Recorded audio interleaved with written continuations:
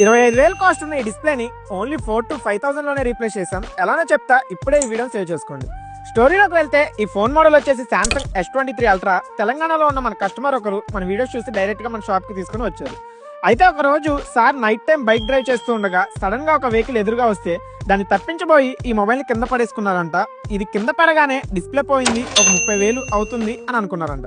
But sir luck బాగుండి display ఏం damage కాలేదు, కానీ డిస్ప్లే పైన ఉండే గ్లాస్ అంతా చిత్తుగా బ్రేక్ అయింది.